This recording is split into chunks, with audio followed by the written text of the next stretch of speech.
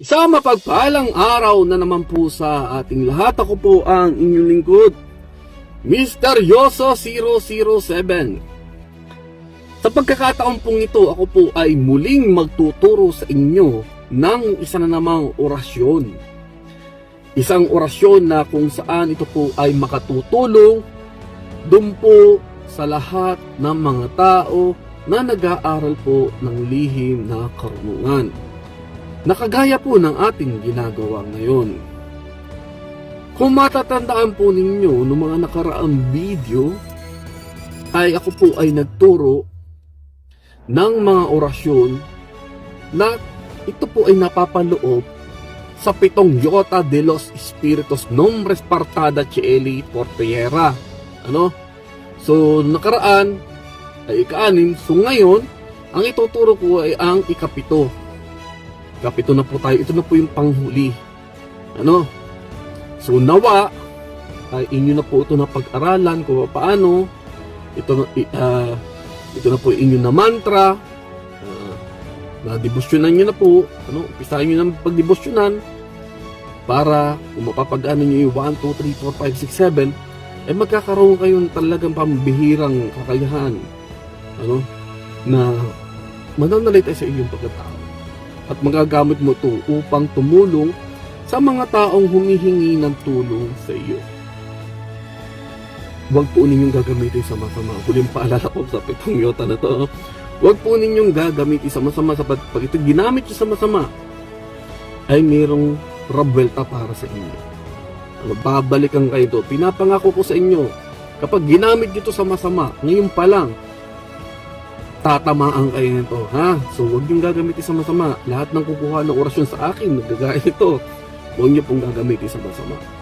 Babalikan ka nito. Tandaan mo yung sinabi ko, ha? At maaalala mo ako kapag ginawa mo ito sa masama, kapag tinamaan ka ng rabwelta na to. Okay? Bakit kung meron kayong taong gagawa nito, ay talagang may malaking impact sa taong yun. Kawawa naman siya. Okay? So ngayon,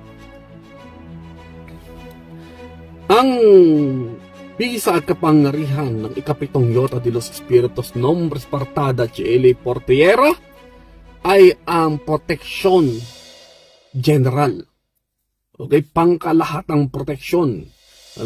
So napakalakas nito, pangkalahatan, spiritual, physical, at kung ano-ano pa na talagang makapipinsala sa iyo, aksidente, panganib, kung ano man yan, ay pang-protection to. Pangkalahatang proteksyon. Talagang napakabisa at napakalakas ito. Magagamit, makatutulong po sa inyo. So gamitin nyo to. Ang gagawin mo lamang dito sa orasyong ito, usalin mo 3 ulit sa iyong isipan, ipo sa baso na may laman tubig, 3 ulit pa krus. Inumin mo, o kaya usalin mo ng 3 ulit sa iyong isipan. Ihip mo sa iyong dibdib na 3 ulit na pa krus. O kaya naman, usalin mo ng 3 ulit sa iyong isipan. Ihip mo sa iyong dalawang palad, 3 ulit pa krus. Saka mo ihaplos sa iyong buong katawan. Araw-araw nyo po itong gawin. Huwag nyo pong kalimutan, debosyonan nyo po ito. Talaga napakalakas po nito. Promise.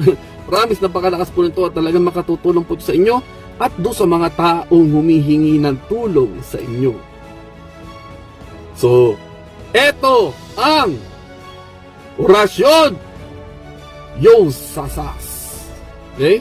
Yosasas. Salim mo 3 ulit sa iyong isipan. Ihip mo sa baso na may laman tubig 3 ulit pa krus. Inom. Usalin mo ng 3 ulit sa iyong isipan. Ihip mo sa iyong dibdib ng 3 ulit pa krus. O kaya, usalin mo ng 3 ulit sa iyong isipan. Ihip mo sa iyong dalawang palad, 3 ulit pa krus. Saka mo ihap mo sa iyong buong katawan. So gawin mo lang ito ng tama at merong paniniwala. God bless you. Bye!